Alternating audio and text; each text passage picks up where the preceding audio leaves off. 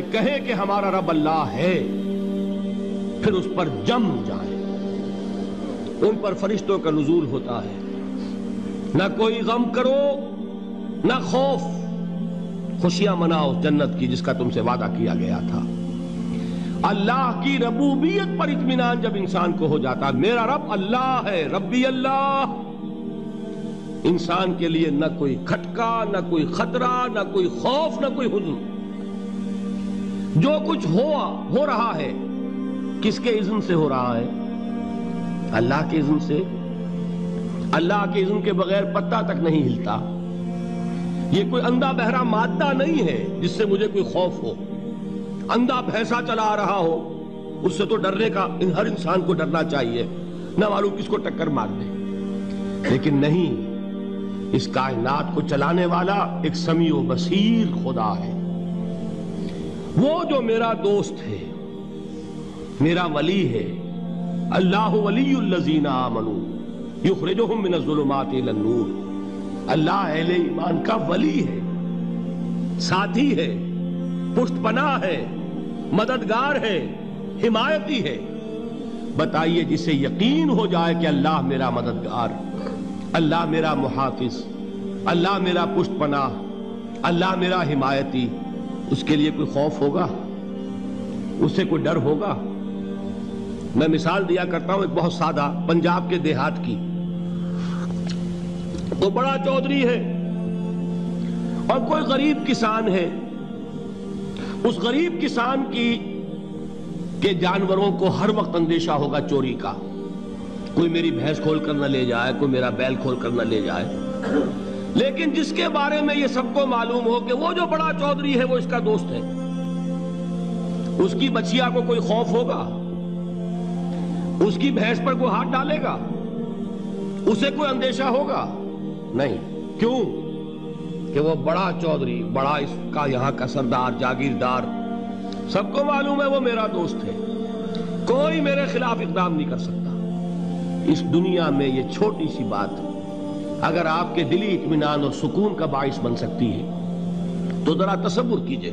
میں لفظ تصور استعمال کروں گا صرف اس لیے کہ اس کا ہم جس کو کہتے ہیں ادراک اور شعور کر نہیں سکتے، اگر کے ساتھ کر سکتے۔ اگر یقین ہو کہ اللہ میرا مددگار اور یقین ہو کہ اللہ ہر آن میرے ساتھ ہے، پھر کوئی خوف، کس کا خوف؟ کوئی شے اللہ سے بالاتر ہے؟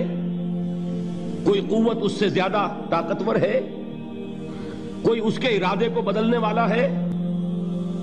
کوئی اس کی مشیت کے آڑے آنے والا ہے؟ یہی بات ہے جو حضور نے فرمائی۔ یہ ایمان کا حاصل ہے لب لباب، کہ دیکھو اچھی طرح اس بات کو ذہن نشین کر لو، اگر تمام انسان مل کر تمہیں کوئی نقصان پہنچانا چاہے نہیں پہنچا سکتے، مگر جو کچھ اللہ نے لکھ دیا ہو، اور تمام انسان مل کر تمہیں کوئی نفع پہنچانا چاہے نہیں پہنچا سکتے، مگر وہ شے جو اللہ نے طے کر دی۔ آپ پھر میں کہوں گا ذرا طاری کیجئے، اسے فرض کیجئے، اسے سوچئے۔ اگر اس حدیث پر ہمارا دل ٹھکا ہوا ہو تو کسی سے ڈر ہوگا؟ یہ مجھے نقصان نہ پہنچا دے، یہ میری رپورٹ خراب نہ کر دے، یہ میری انکریمنٹ نہ رکوا دے، یہ میرا یہ نہ بگاڑ دے، یہ میرے یہ نقصان نہ پہنچا دے۔ اس کا ڈر، اس کا ڈر، اس کا خوف، اس کی خوشامد، اس کے لیے جا کر طرح طرح سے اپنی عزت نفس کو ذلیل کروانا اس کے سامنے، یہ سب کچھ کیوں کرتا ہے انسان؟ جب سمجھتا ہے کہ اس کے ہاتھ میں میرا کوئی نفع ہے، اس کے ہاتھ میں میرے لیے کوئی ضرر ہے، یہ مجھے کوئی غضب پہنچا سکتا ہے، یہ مجھے کوئی نقصان پہنچا سکتا ہے، یہ میرا کوئی کام بنا سکتا ہے، یہ میری کوئی ضرورت پوری کر سکتا ہے، اسی کا نام شرک ہے۔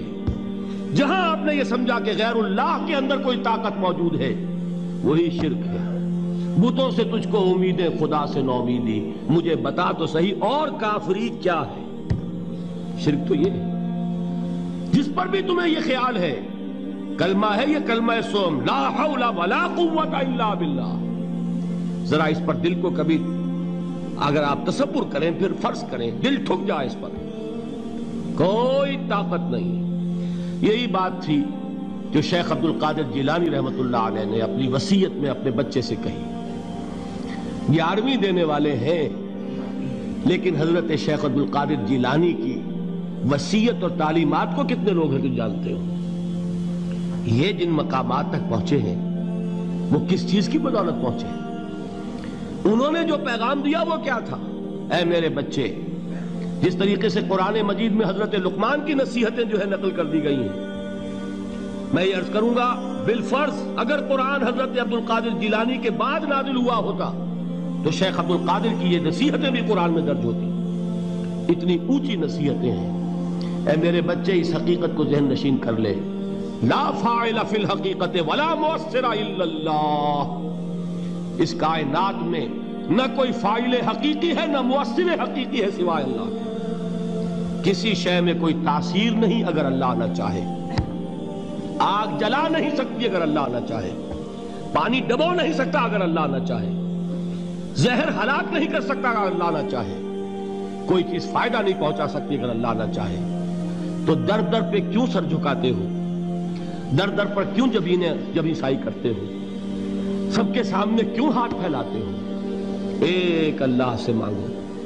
ایک اللہ کے سامنے زمین پر اپنی جبین رکھو. لا فاعل فی الحقیقت ولا مؤثر الا اللہ. نظر آتا ہے ہمیں کہ پانی پیاس بجھا دیتا ہے. پیاس بجھانے کی صلاحیت پانی میں نہیں ہے، اللہ کے اذن سے. کھانا بھوک مٹا دیتا ہے، بھوک مٹانے کی صلاحیت کھانے میں نہیں ہے، اذن رب میں. دیکھیے یہی یقین تھا. حضرت موسیٰ علیہ السلام کا واقعہ یاد کیجئے. سامنے سمندر آ گیا ہے، قوم دیکھتی ہے پیچھے کہ گرد و غبار کا طوفان ہے. معلوم ہوا کہ فرعون اپنے لشکر سمیت آ گیا ہے. لشکر جب چلتا تھا تیز رفتاری کے ساتھ تو گرد و غبار کا جو طوفان اٹھتا تھا اس کا تصور کیجئے. اور لمحہ بلمحہ وہ قریب آ رہا ہے. پوری قوم نے کیا کہا؟ اے موسیٰ انا لمدرکون، اے موسیٰ ہم کو پکڑے گئے. قرآن مجید نے تو یہاں وہ باتیں نہیں لکھی ہے، لیکن تورات میں یہ درج ہے کہ بنی اسرائیل جھگڑنے لگے، دست و گریبان ہو گئے موسیٰ کے ساتھ. موسیٰ ہمیں یہاں مروایا لا کر، اس سے تو ہم ہی بہتر تھے. وہاں کھانے کو ملتا تھا، زندگی تو تھی، بیگار ہم کر رہے تھے، موت تو نہیں تھی. اب جو کچھ ہوگا اس کا تصور کرو، جس طریقے سے ہمارے ٹکڑے اڑائے جائیں گے. تو لڑ رہے ہیں حضرت موسیٰ علیہ السلام سے. یہ تورات کی تفصیل ہے. قرآن میں صرف اتنا آیا ہے، پریشان ہو کر انہوں نے کہا انا لمدرکون، موسیٰ ہم تو پکڑے گئے. اس وقت موسیٰ کا جواب کیا ہے؟ کلا ان معی ربی سیہدین. نہیں، میرے ساتھ میرا رب ہے، وہ راستہ دے گا. بتائیے کہاں راستہ نظر آ رہا ہے؟ یہ ہے ایمان بالغیب. راستہ نظر نہ آئے تب اللہ پر یقین ایمان ہے. جیب میں پیسے ہوں اور تب دل کو اطمینان ہے تو ایمان کس پر ہوا؟ پیسے پر، اللہ پر نہیں. جب وسائل و ذرائع نہ ہو اور پھر یقین ہو کہ اللہ مسبب الاسباب ہے، وہ اسباب کا پابند نہیں ہے، وہ اسباب کا محتاج نہیں ہے، اسباب اس کے محتاج ہیں. اگر یہ یقین ہے تو اللہ پر ایمان ہے. یہ نہیں ہے تو تمہارا ایمان اسباب پر ہے، وسائل پر ہے، ذرائع پر ہے، مادیات پر ہے، اللہ پر نہیں. اس وقت کہاں راستہ تھا؟ کوئی راستہ تھا؟ سمندر ہے اور ادھر سے لشکر آ گیا ہے.